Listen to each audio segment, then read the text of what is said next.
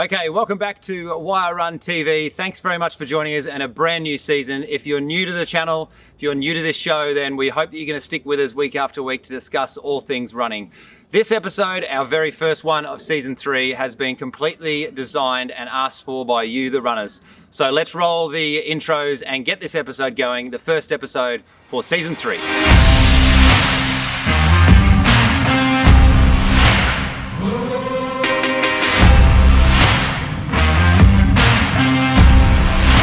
Okay, so thanks again for joining us here on season 3, episode 1. This first episode is a marathon special episode because here on the Gold Coast, in only a couple of days' time, we have the Gold Coast Marathon, one of the great running events in Australia. And I know there'll be a lot of people who would be in taper mode at the moment, and they've done a huge amount of training leading up to it. And there's a particular race tactic that I want to present to you today. It's one that's been around for a long time, but one that is incredibly underused, and one that when used properly and when implemented on race day has a huge amount of success. So this episode is for everyone who is either running the marathon this weekend or has a marathon coming up. This episode is a marathon special and it's all for you. So this marathon race tactic, it's well used in America. There's a coach in America called Jeff Galloway who puts this through all his athletes and advises them to use it, and it's been used in America for a long time. And it's one here that I don't see too many people in Australia using, but one I think that could really change the marathon for you. So what is this marathon race technique? Well, first of all, let's talk about who would actually use it to the most benefit. And as I said, I think the people who would use it to the biggest benefit are those who are sort of coming back from a bit of an injury. Maybe you've got a bit of a calf problem or a hamstring problem and you're not quite sure if you're going to make the distance. This particular race tactic is for you. The second group that I think would be really useful for this and who would get a great amount of benefit are those first-time marathon runners. And in fact, that's where this question came from. A first-time marathon runner said to me, you know, how can I make sure that I get through that marathon? I've never run that distance before. In fact, I've never really been over 30 kilometers. How can I make sure that I get through the distance and I actually run the whole way or get as close as possible? So for the first-time marathoner, this is perfect. So I also think it would be really beneficial for those who've done a few marathons before, but maybe this time, this marathon, their training hasn't quite gone to plan. They haven't quite done the long runs. They haven't quite done the distance that they wanted to. They've done a few marathons in the past, but this one they're not too sure about. And then the fourth group that I think would be spot on for this are just those that are really curious about what a marathon can actually be run like, the different ways to run a marathon. So I think this race tactic could be perfect for you. So what actually is this secret weapon, this secret marathon approach? Well, it's as simple as this. It comes down to 3 words. It's the run, walk, run approach to running a marathon, and it's as basic and as simple as that. The purpose behind it is to make sure that at the later stages of the marathon, where everyone starts to fatigue after 30 kilometers, that you are still running at an even and smooth pace. Run, walk, run. It's a marathon basically with walking segments put in at particular points to ensure that the stress on your body is as low as possible. And as I said, it's been used to great effect, particularly in America, and I used it in my very first Ironman that I did. I was a bit unsure about running a marathon at the end of a 180 kilometer ride, and I put this into my run program and it worked an absolute treat. So how do we do the run, walk, run strategy for marathon running? It's very simple. Basically every marathon, whether it's an Ironman marathon or a standalone marathon, they have aid stations put every 2 to 2.5 kilometers. So basically you run between each aid station. As soon as you get to the aid station, at the start of that table, you slow down to a walk. Not a leisurely walk, but sort of like a nice controlled walk.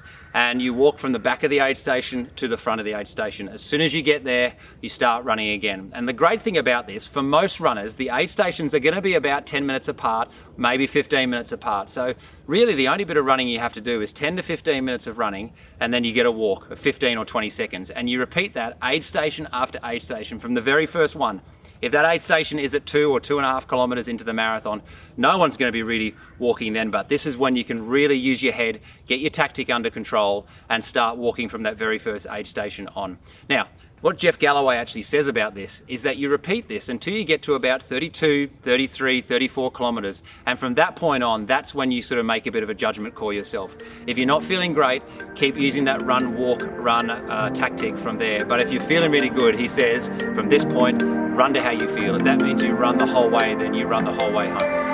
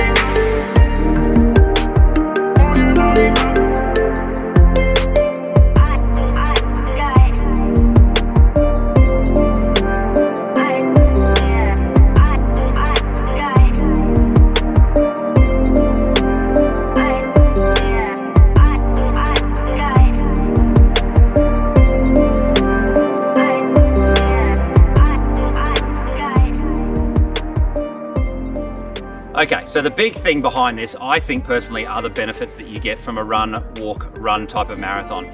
First of all, for me, it's the mental win. You get such a big mental win because basically the day is broken down into 10 or 15 minute running segments. That's all it is. You repeat it over and over again, but 10 to 15 minutes, and then you get to walk. So you get this huge, big mental win every time you get to an aid station, and you know there's a bit of a walk there.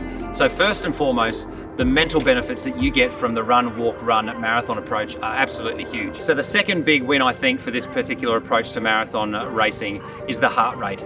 The great thing about the walk segments is that it just brings that heart rate down. It might only be 5 or 10 beats, but it brings it down. It keeps a bit of a cap on it, which for most people, if you've done a few marathons before, you know is the biggest problem. When that heart rate starts to push up too high and you get above that threshold limit, really you become a bit of a ticking time bomb. So this run, walk, run idea, it keeps a bit of a lid on the heart rate and makes sure that you stay within that comfortable zone.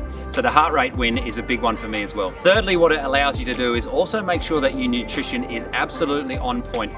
Too many times in a marathon, in those early couple of aid stations up to sort of 15 or 20k, I've missed the aid station completely because the group's been too big. I haven't got the water, I haven't quite got the gel in, or I've only taken half the gel because I had to, catch up to the group again. But what this run, walk, run approach to the marathon racing does is it makes sure that you slow down for that 15 to 20 seconds. You take on the water that you need, you take on the fluid that you need, you also get in those gels that you absolutely need. So for me, again, another big win is the fact that your nutrition is absolutely on point for the entire marathon. So the next big win for me with this particular approach to marathon racing is that it makes you very conservative early on, which most people, when they talk about marathon racing, they'll tell you stories about how they went out too hard time and time again. Their first half of the marathon was way quicker than the second half of the marathon. So what this approach does, particularly those for people who are a little bit injured, or maybe it's their first time, or maybe they're just coming back into marathon running, it makes sure that it just holds the brakes on a little bit in that first half, which is absolutely crucial. And finally, the last benefit that I think is it really gives you more energy at that back end of the marathon, that final 12 kilometers, which we all know is where the marathon really takes shape. Up to 30Ks, it's a bit of a fun run, but from 30Ks to 42, that's when the marathon is made. That's when the day is actually won or lost. And I think if you use this run, walk, run approach, then you're going to be fresher at that back end. Those final 12 kilometers are going to feel a lot better than they were. And interestingly, Jeff Galloway, that US coach again, he actually says that by using this approach, most of his athletes have taken about 13 minutes off their marathon PB because they have been so much fresher in that back end. And you might think that you lose time through those aid stations, but you really don't. You are still walking, you are still moving forward, you're not losing that much time, and you gain it in spades at that very back end. At that 30 kilometer through to 40 kilometer, you are still running, you're still hitting those splits like you were in the first 10 kilometers, where everyone else is down to a bit of a zombie walk. It's become a bit of a death zone, and you're just picking off people, you're going past people, 5 or 10 at a time. So I think it is of great benefit at the back end as well. So if this has been your first episode of Why Run TV, thanks very much for stopping by. Hopefully you can like us or follow us on Facebook or Instagram or YouTube so you can get these episodes every single week. We love talking about all things running here. We love sinking our teeth into everything that running is all about. If this is your race week, best of luck, sleep well and hydrate well, and do all those basic simple things that make sure you can get to the start line as best as possible. If it's not your race week, if you're training, then best of luck with your training whenever that race is coming up, and we will see you on the Gold Coast Marathon if you're racing this weekend. We'll be out there supporting. Some of us are racing, so we might see you out there on course, and we'll see you after that in 7 days' time.